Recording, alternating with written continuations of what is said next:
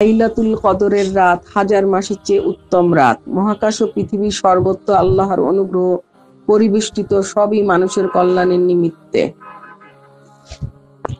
পরম করুণাময় আল্লাহ, তিনি শিক্ষা দিয়েছেন কোরআন, তিনি সৃষ্টি করেছেন মানুষ, তিনি তাকে ভাব প্রকাশ করতে ভাষা শিখিয়েছেন।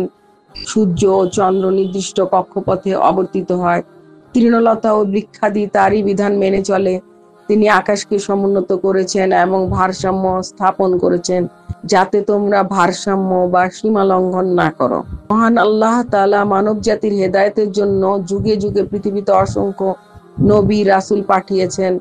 নবীদের পাঠানো বা নবুয়ত শেষ হয়েছে প্রিয় নবী হযরত মুহাম্মদ সাল্লাল্লাহু আলাইহি সাল্লামের মাধ্যমে। নবীদের সঙ্গে আল্লাহ তাআলা নিজের পক্ষ থেকে আসমানি কিতাবও দিয়েছিলেন। পবিত্র কোরআনে এই বিষয়ে আল্লাহ তাআলা বলেছেন, হে আমাদের রব, আর আপনি আমাদের মধ্য থেকে তাদের কাছে এক রাসূল পাঠান, যিনি আপনার আয়াতসমূহ তাদের কাছে তিলাওয়াত করবেন, তাদেরকে কিতাব ও হিকমত শিক্ষা দিবেন এবং তাদেরকে পরিশুদ্ধ করবেন। আপনি তো পরাক্রমশালী, প্রজ্ঞাময়। সূরা বাকারা 2 আয়াত 129। মানুষের মধ্যে যারা কাজকর্মে সৎ হবে তাদের জন্য রয়েছে অঢেল পুরস্কার, এবং যারা কাজকর্মে অসৎ হবে তাদের জন্য থাকছে তিরস্কার। সৎকর্মের পরিচয় ব্যক্তি, পরিবার, সমাজ ও সংসার জীবনের সব কাজকর্মে সততা ও ন্যায়নিষ্ঠার সঙ্গে কাজ করে যাওয়া। হযরত মুহাম্মদ সাল্লাল্লাহু আলাইহি সাল্লাম পূর্ববর্তী নবী এবং তাদের উম্মতদের দীর্ঘায়ু লাভ করার কারণে বহু বছর আল্লাহর ইবাদত করার সুযোগ পেতেন। সুতরাং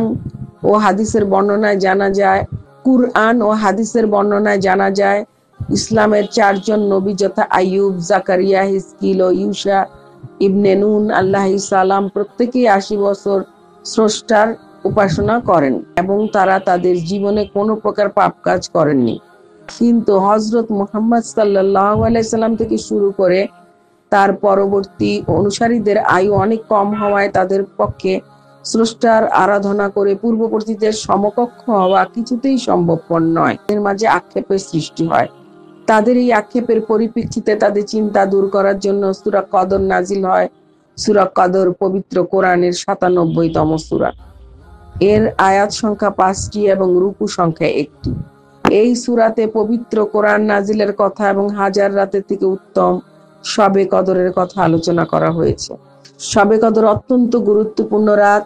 শবে কদর ফার্সি শব্দ, সব অর্থ রাত, আর কদর অর্থ সম্মান, মর্যাদা। আরবিতে এই রাতকে লাইলাতুল কদর বলা হয়।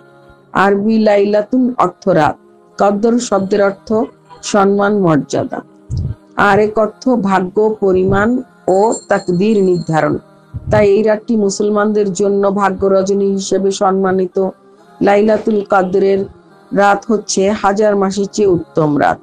পাপ মোচন সহ পার্থিব ও পরকালীন সার্বিক মুক্তি ও কল্যাণের জন্য বিনয়ী ভাবে একাগ্র চিত্তে দোয়া কবুলের প্রত্যাশা নিয়ে দোয়া করবেন। আল্লাহুম্মা ইন্নাকা আফুউন তুহিব্বুল আফওয়া ফা'ফু আন্নি দোয়া বেশি বেশি পাঠ করবেন। প্রত্যেক মুসলিম ব্যক্তির